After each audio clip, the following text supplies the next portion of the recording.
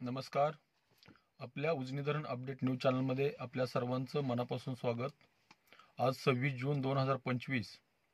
आज सकाळी उजनी धरणाची काय स्थिती आहे, उजनी धरणावर येणारा विसर्ग आणि उजनीतून भीमेत सोडणारा विसर्ग यामध्ये काय फरक पडला आहे, तसेच दौंडच्या विसर्गामध्ये किती घट झालेली आहे, वीरचा विसर्ग किती आहे आणि नीरा नरसिंगपूर येथे दोन्ही नद्याचा संगम होऊन तिथं किती विसर्ग तयार होतोय याची आपण सविस्तर माहिती घेणार आहोत.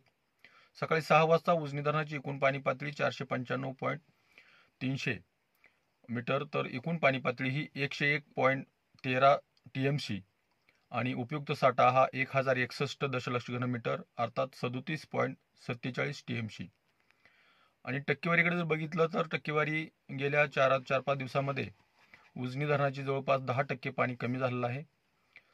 साधारण आता 69.94% उजनी धरण सध्याला आहे आणि दौंडच्या विसर्गामध्ये कमालीची घट होऊन तो 15,381 एवढा झालेला आहे. उजनीतून भीमा नदीमध्ये 40,000 क्युसेक्स थेट दरवाजातून आणि 1,600 क्युसेक्स वीज निर्मितीतून असा विसर्ग 41,600 असा विसर्ग सध्याला भीमा नदीत सोडला जातोय.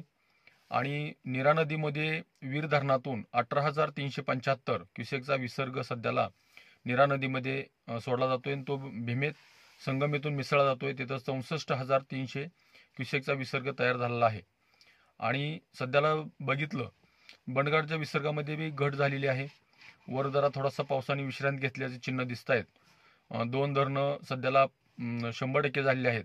त्यामध्ये आपल्या भीमा बेसिनमधले असलेले कलमोडी 100% झालेलं आहे आणि नीरा बेसिनमध्ये असलेले नाझरे हे 100% धरण झालेले आहेत. आता सध्याला बऱ्याच धरणाची परिस्थिती 80-90%च्या आसपास आलेली आहे असल्यामुळं पुढील काळामध्ये पाऊस जर झाला तर त्या धरणातून पाणी सोडण्याची प्रक्रिया चालू होईल. त्यामुळे पुढील 3 महिने आपल्याला पूर परिस्थितीचा सामना द्यावा लागतो की काय. आषाढी वारीच्या नियोजनामुळे उजनीतून पाणीसाठा घटवला जातोय. जवळपास 20 TMC पाणी कमी केले जाणार आहे.